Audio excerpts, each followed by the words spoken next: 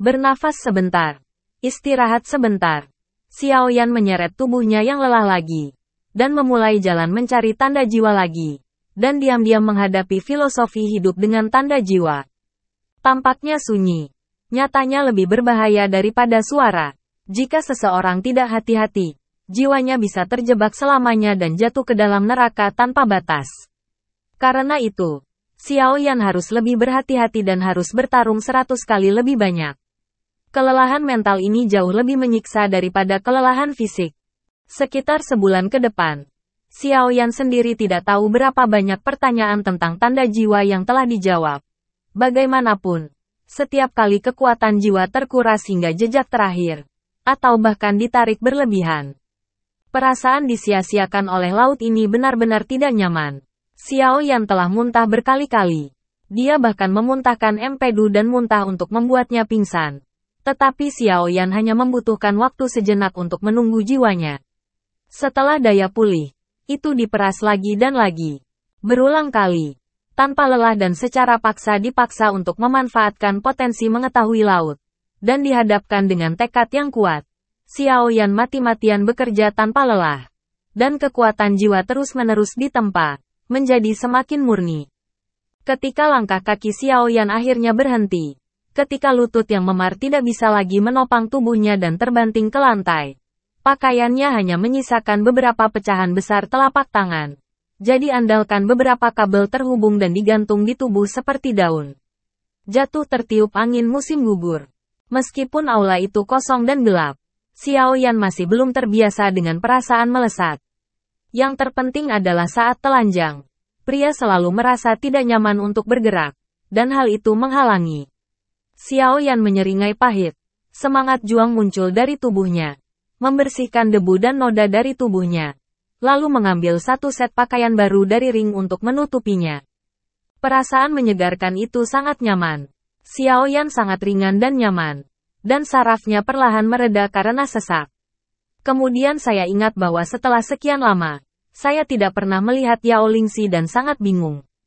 Sedikit menyipitkan mata. Memikirkan ilusi yang disebutkan oleh patriark klan kedokteran. Dan berpikir bahwa cetakan jiwa di aula sering muncul di depannya untuk beberapa saat. Lalu tiba-tiba menghilang. Tetapi tiba-tiba muncul lagi setelah beberapa saat. Xiao Yan punya tebakan berani di Temple of the Asking Hearts. Tampaknya semua orang di aula hati yang bertanya ini akan datang ke ruangnya sendiri. Hanya dengan cara ini kami dapat menjelaskan secara masuk akal mengapa Yao Lingxi menghilang setelah dia masuk. Namun, meskipun orang-orang terisolasi, tanda jiwa di aula dapat melewati setiap ruang independen. Petik 2. Nyatanya, tebakan Xiao Yan sepenuhnya benar. Meminta sindian sangat ajaib sehingga Xiao Yan terkejut. Namun, Xiao Yan hanya terlempar dari pikirannya sesaat. Bagi Xiao Yan, masuk ke dalam hati adalah untuk meningkatkan kekuatan jiwa dan menemukan kesempatan untuk menerobos kerajaan kaisar. Yao Lingxi hanyalah trotoar untuk kemajuan Xiao Yan dan tidak cukup untuk membiarkan Xiao Yan terlalu banyak berolahraga. Setelah menyerap sisa kekuatan jiwa dari beberapa jejak jiwa, Xiao Yan menemukan bahwa kekuatan jiwa dari puncak kerajaannya telah didorong masuk lagi. Tampaknya, itu sudah jenuh. Jika kekuatan jiwanya adalah sungai Yangtze, maka itu adalah samudra. Hanya butuh beberapa tahun untuk menembus puncak kerajaan kaisar. Dan kekuatan Xiao Yan dari puncak kerajaan kaisar mencapai keadaan penuh. Kecepatan ini sangat mengejutkan. Meskipun ini adalah kesempatan untuk masuk ke Temple of Asking Hearts of the Yao Clan, tidak berarti siapapun dapat bertahan 3 bulan di Temple of Asking Hearts. Dan hampir tanpa henti untuk mengaktifkan tanda jiwa satu persatu. Saya harus mengatakan bahwa Xiao Yan kagum dengan ketekunan dan bakatnya. Setelah istirahat yang tenang, tubuh yang lemah memiliki vitalitas baru. Xiao Yan melihat ke lantai 2 aula gelap tanpa akhir ini.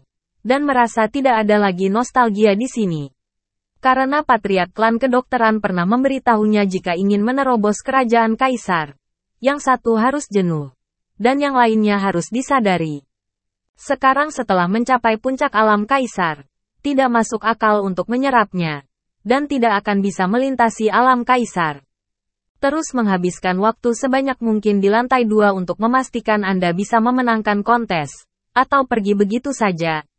Xiao Yan berpikir masam. Dia sedang memikirkan lantai 3 di mana CZ secara khusus menyuruhnya untuk tidak masuk.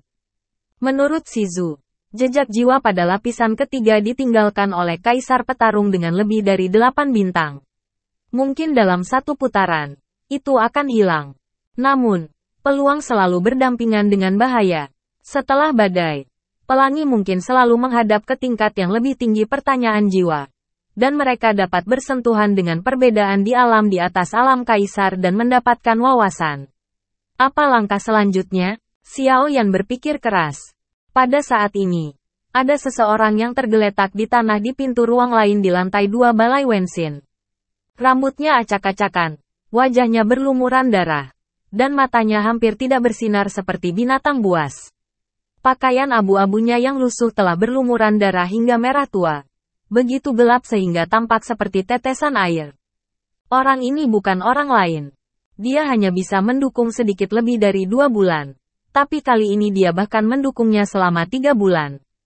Namun, dia tidak bisa dibandingkan dengan 3 bulan Xiao Yan. Meskipun dia biasa bertanya di lantai 2 aula hati. Meskipun dia bekerja sangat keras dan bekerja keras kali ini. Meskipun dia juga tinggal selama 3 bulan. Dia menghabiskan sebagian besar waktunya mencari jejak jiwa dengan daya serap tertentu. 3 bulan Daun hanya menyerap beberapa jejak jiwa dari kekuatan jiwa dari kerajaan kekaisaran akhir.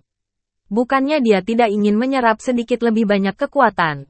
Tetapi dia tidak dapat menangkapnya karena dia hanya kekuatan jiwa dari alam kaisar yang terlambat. Tapi ini sangat memuaskan bagi Yao Lingxi. Karena dia telah memecahkan rekor sebelumnya di Temple of Inquiry. Dia bahkan merasa bahwa Xiao Yan yang pertama kali memasuki Temple of the First Ambition tidak dapat mencapai hasil yang sama dengannya. Dia mungkin telah mundur dari Temple of the Ambient.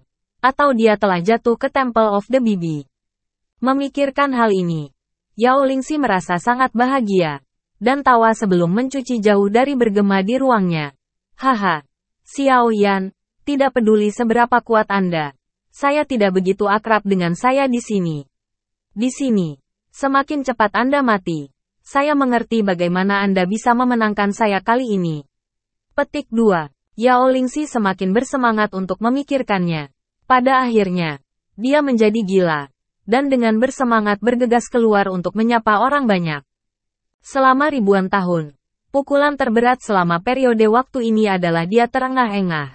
Dan sekarang melihat pernafasan, dia tidak dapat menahan lagi. Dan menyeka darah di wajahnya tanpa pandang bulu. Mendorong membuka pintu batu yang berat dan bergegas keluar.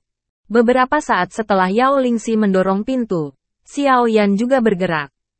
Tanpa masuk ke lubang harimau untuk memenangkan seekor harimau, Xiao Yan buru-buru berjalan menuju pintu. Mendorong pintu batu di lantai 2. Dan melihat ke tangga menuju lantai 3.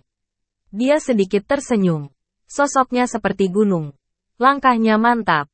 Dan dia melangkah selangkah demi selangkah. Matahari musim gugur tidak menyilaukan, tetapi cukup menyilaukan bagi mereka yang baru saja keluar dari kegelapan yang tak berujung. Berdiri di lantai 2, Yao Lingxi tidak punya waktu untuk mengabaikan rasa pusing yang dibawa matahari kepadanya. Dan dia dengan bersemangat melambaikan tangannya kepada orang-orang di bawahnya. Ekspresinya yang seperti jari kaki tampak seperti ayam jago besar yang telah dia menangkan. Namun, teriakan dan sambutan dari Yao Lingxi tidak terdengar. Semua orang mendongak. Melihat Yao Lingxi. Ekspresinya tertegun.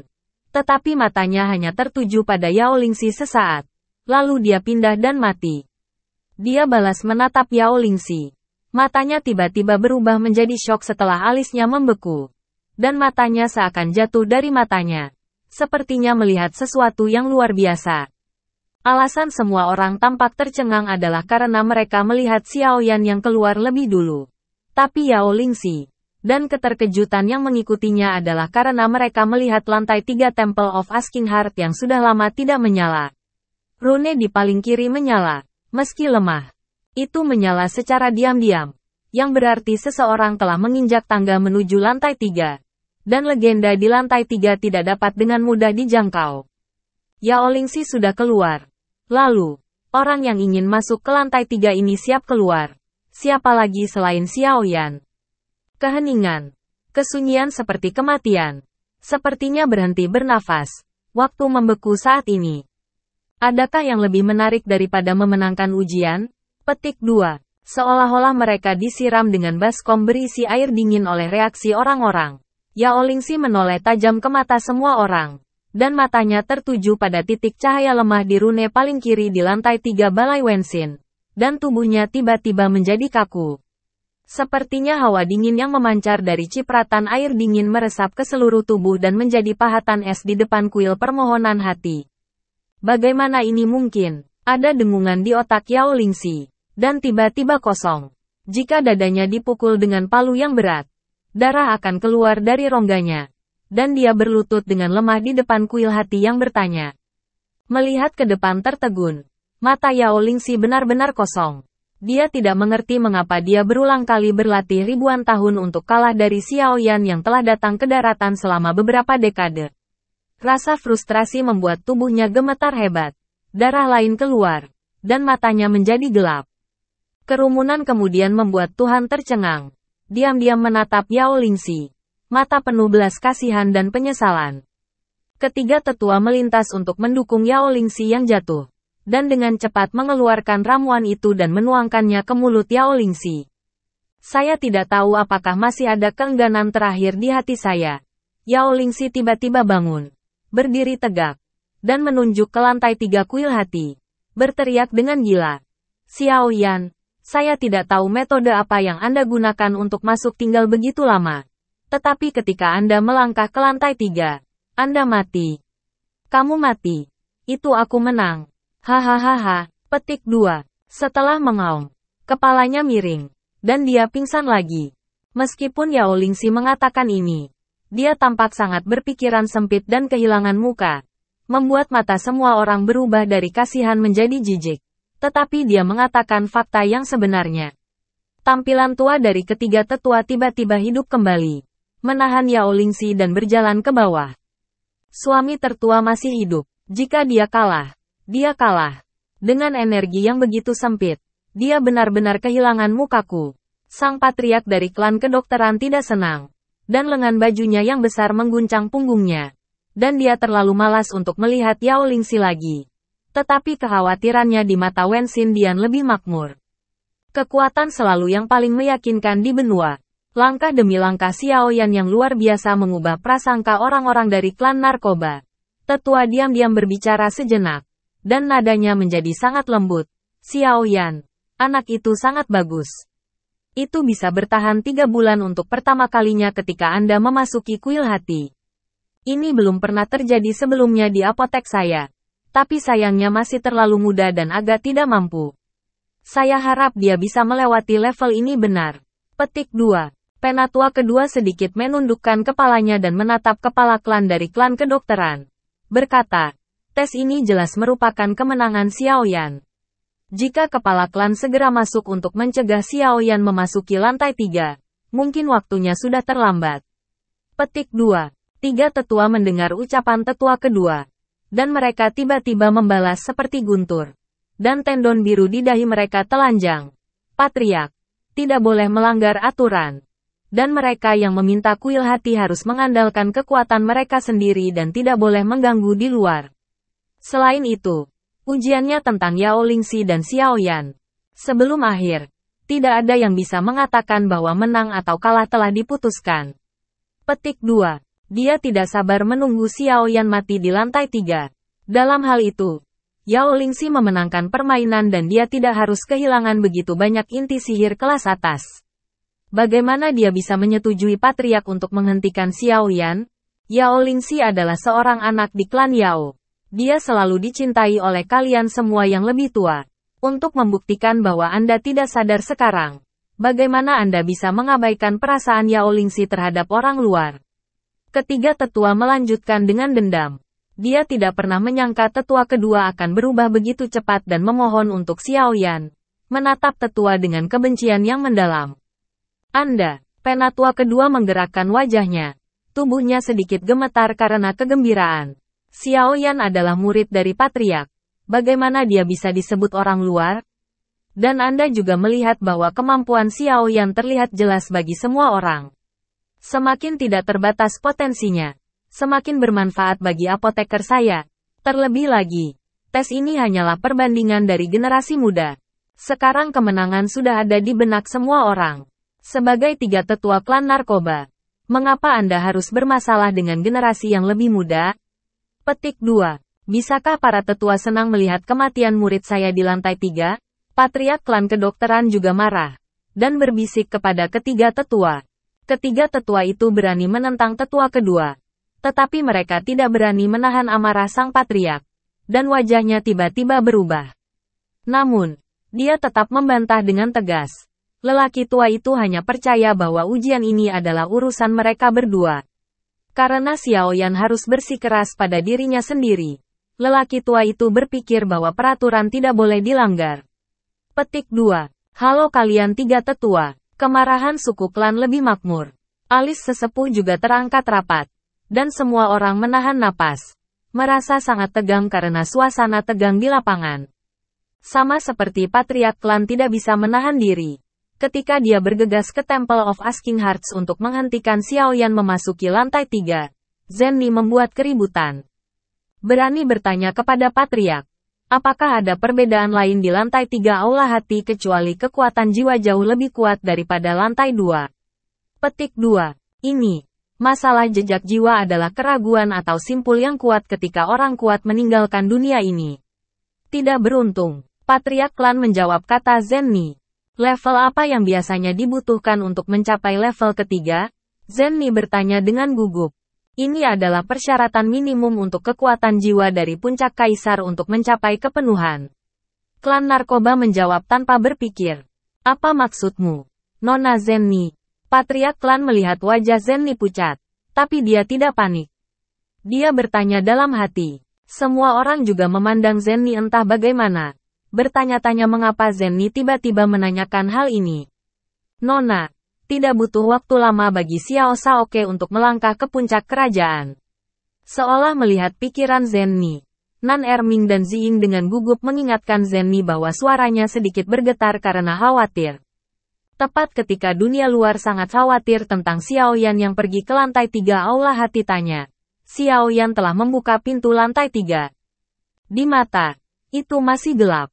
Menurut intuisi Xiaoyan, lantai 3 aula Wenxin jauh lebih kecil daripada lantai 2. Karena bahkan di era ketika ada 6 atau 7 bintang sebelum bencana alam di zaman kuno, jumlah kaisar ember yang berdiri di atas menara tidak terlalu banyak. Ini adalah aturan biasa-biasa saja antara langit dan bumi. Sama seperti puncak piramida. Itu adalah tempat yang beratnya tidak berat. Dan juga merupakan tempat yang tinggi dan rendah. Ambil napas dalam-dalam beberapa kali. Secara bertahap meringankan jantung, Peng-Peng, yang melompat. Dan dengan matanya sedikit berkedip.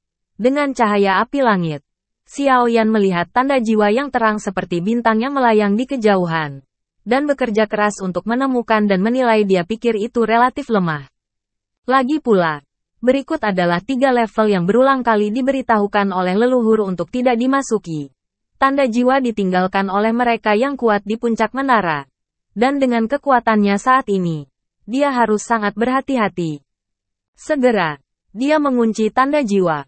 Jejak jiwa ini bukanlah yang paling terang atau paling gelap, tetapi yang paling istimewa. Itu berbentuk seperti Qin Fei Qin, dengan lingkaran nebula bertahan di atasnya, dan vokal halus keluar. Selain itu, jejak jiwa lain seterang bintang, tetapi terus berubah antara terang dan gelap. Tampaknya naik turun secara intens karena perubahan emosional. Masuk akal bahwa Xiaoyan tidak memiliki alasan untuk memilih tanda jiwa yang terlihat sangat tidak stabil dan dapat menjadi kekerasan kapan saja. Tetapi Xiaoyan sendiri tidak dapat menjelaskan alasannya.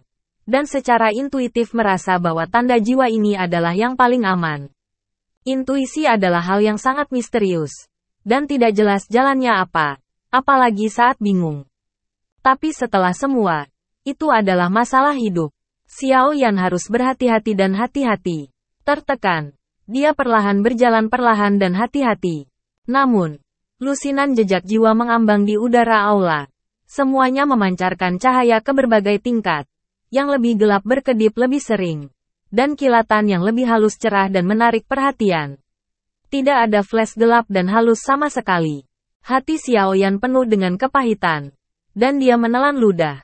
Berpikir bahwa itu lebih sulit daripada melewati 5 juta tiket lotre olahraga di bumi sebelum menyeberang.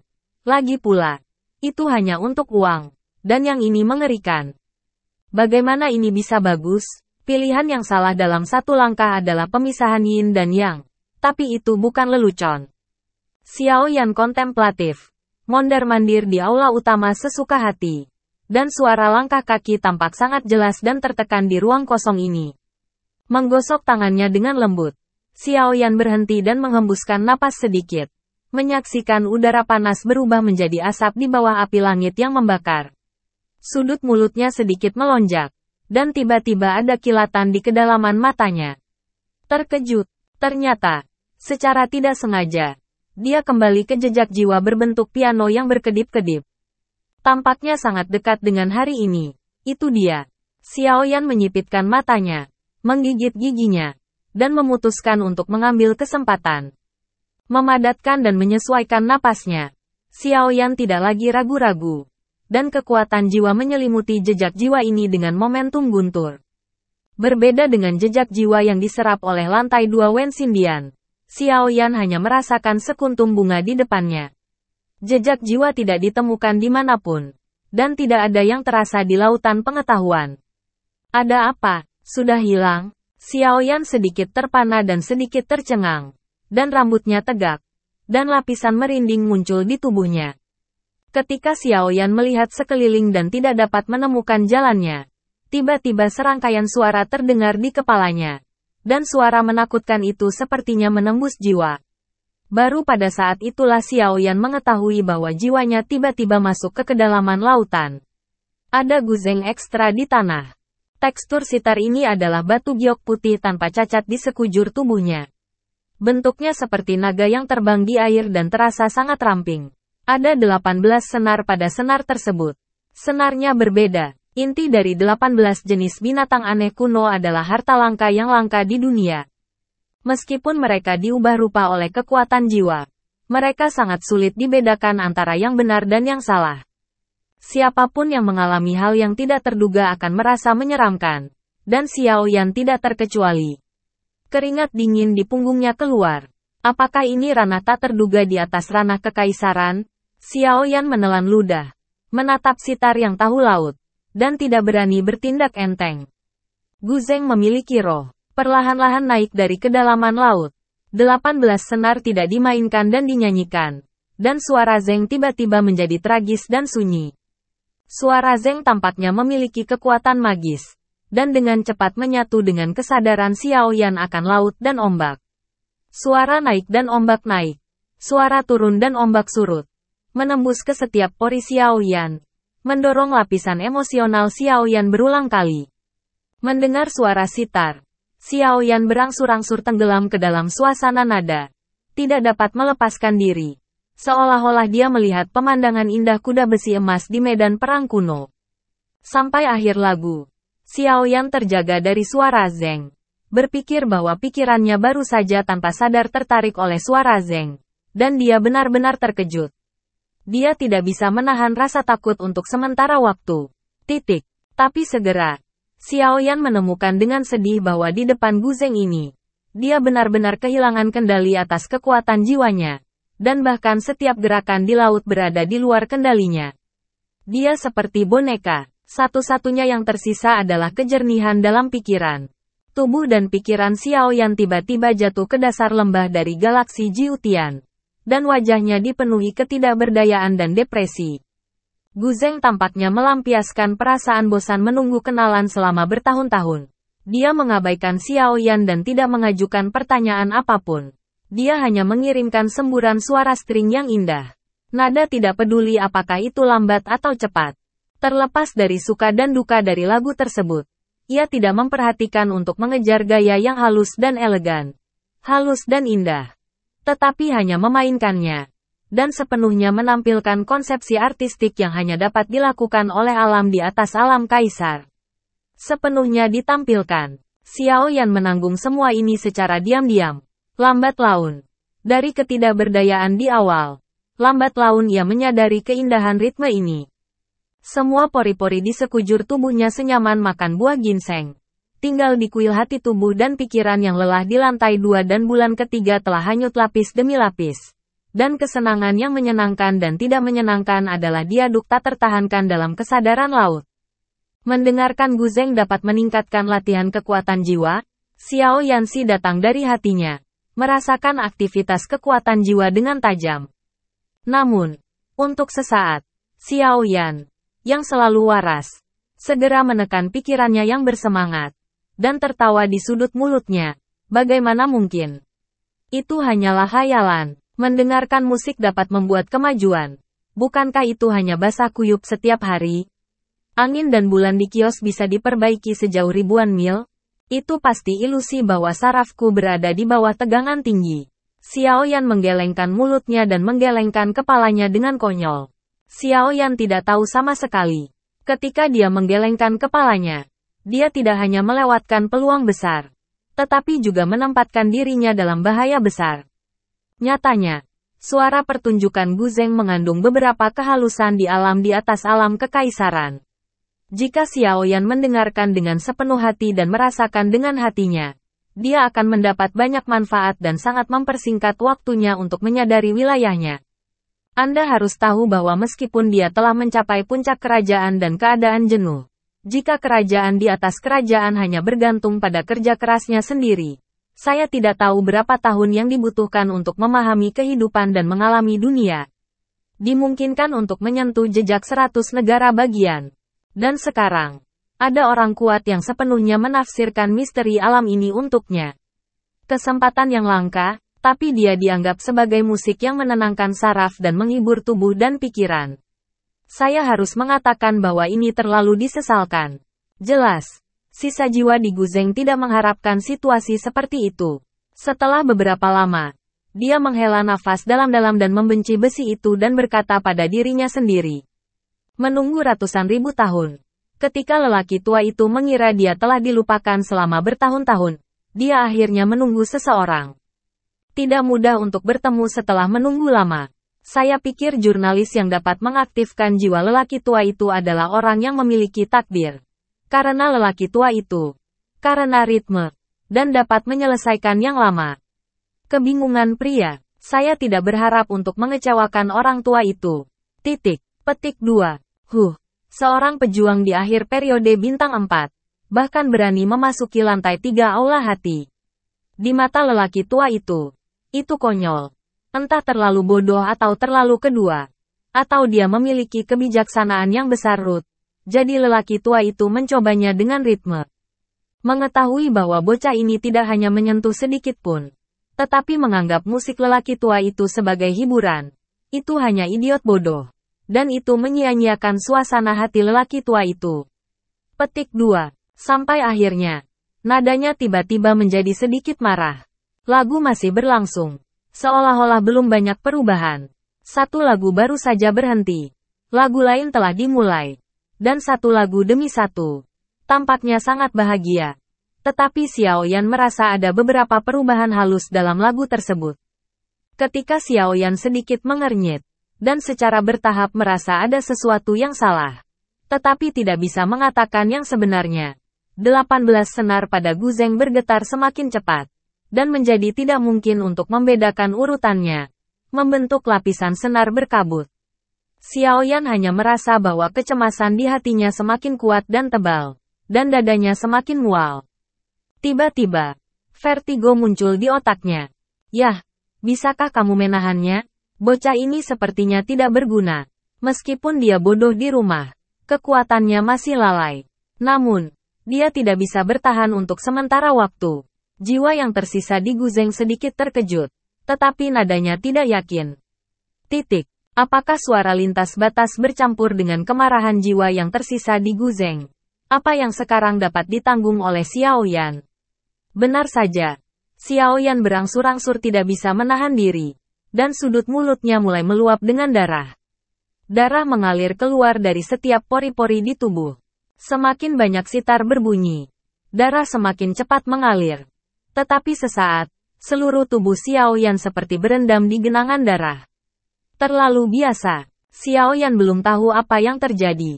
Pertama, sepotong guzeng tambahan dikenali secara misterius di laut. Dan itu dimainkan secara otomatis tanpa terbayangkan. Dan kemudian secara bertahap berubah dari suara surga menjadi lagu yang menerima jiwa. Dan semuanya mengungkapkan keanehan yang aneh. Xiao Yan, yang tidak bisa memahaminya, merasa sangat tidak nyaman. Dia menggerakkan wajahnya, mengertakkan gigi, dan bersikeras pada keinginan yang gigih dalam keinginannya. Dapat dikatakan bahwa sekarang pertarungan adalah kemauan dan waktu. Jika Xiao Yan dapat bertahan sampai suara sitar berhenti, sisa jiwa di guzeng mungkin tidak terlalu marah. Lagu itu masih berjalan dengan gembira. Pipi indah Xiao Yan telah bengkok dan cacat. Dia menopang tanah dengan kedua tangan. Dan darah yang keluar dari 7 lubang mengalir ke tanah di sepanjang tubuh. Dan kemudian menghadap ke tanah dengan mulus. Menyebar. Darah lama mengering. Dan darah baru tertutup lagi. Menyebarkan bau darah yang kuat. Saat berusaha mengerahkan kekuatan jiwanya untuk melawan penderitaan 10.000 semut. Dia berpikir keras tentang apa yang sedang terjadi. Xiao Yan telah melakukan yang terbaik. Kesadarannya mulai kabur. Dan tubuhnya yang semula lurus mulai perlahan miring ke samping. Meskipun kecepatan tanjakannya sangat lambat, ia akan jatuh setelah waktu yang lama. Begitu tubuhnya jatuh, saat itulah jiwanya runtuh. Waktu mengalir cepat, tubuh Xiao Yan telah miring lebih dari 45 derajat. Selama guzeng memainkan musik lain, Xiao Yan mungkin jatuh ke tanah. Periode terlambat bintang 4 bisa bertahan begitu lama. Nada jiwa yang tersisa di guzeng akhirnya berfluktuasi sedikit. Dengan sedikit gemetar pikiran. Seperti kapas lembut yang menusuk jarum halus. Tanpa halangan apapun. Dia memasuki Xiao Yan Sihai di antara. Ternyata itu adalah kekuatan jiwa penuh dari puncak kerajaan. Tidak heran. Setelah menjelajah, sisa jiwa di guzeng tiba-tiba menjadi terkejut. Bagaimana mungkin seorang lelaki kecil di akhir periode bintang 4 memiliki yang bagus? Ranah jiwa. Apakah ini bakat alami? Petik 2. Tingkat berapa lelaki tua itu ketika dia mencapai puncak kerajaan kaisar? Jiwa yang tersisa di guzeng sedang berpikir keras. Jika Anda ingat dengan benar, lelaki tua itu mencapainya di akhir periode bintang 6. Pria kecil ini mencapainya di akhir periode bintang 4. Ini tidak pernah terdengar. Sisa-sisa di guzeng menghirup udara, dan terkejut. Butuh beberapa saat untuk menenangkan diri secara perlahan. Namun, jika Anda seorang jenius, Anda harus menjadi orang yang teliti dan pandai menangkap semua peluang. Bagaimana mungkin saya tidak mengerti atau memikirkan lagu yang saya mainkan dengan hati saya? Apa yang terjadi? Jiwa sisa Guzeng Li bingung. Nyatanya, ini adalah sisa jiwa di guzeng. Saya tidak mengharapkannya. Mengambil suara guzeng sebagai demonstrasi alam adalah kasus yang hampir unik di daratan kaisar. Di mana itu bisa begitu mudah dipahami? Selain itu, Xiao Yan tidak tahu tentang alam di atas alam kaisar dan tidak tahu apa konsepnya. Sangat mudah untuk memahami suara guzeng secara tiba-tiba. Lupakan saja. Setelah menunggu ratusan ribu tahun, akhirnya datanglah pria kecil yang aneh. Jadi beri dia kesempatan. Dengan sisa-sisa di guzeng berbicara sendiri. Suara guzeng berhenti secara bertahap. Semuanya segera menjadi ringan dan tidak berawan. Semua tekanan tiba-tiba menghilang. Dan sepertinya tidak pernah muncul. Guzeng diam-diam menggantung di atas laut. Sepertinya menunggu sesuatu. Merasa bahwa dia telah mendapatkan kembali kendali atas kekuatan jiwa dan kendali atas pengetahuan tentang laut. Xiao Yan mengabaikan kegembiraan melarikan diri dari kematian. Dan memasukkan semua energinya ke dalam mulutnya ketika dia akan gagal.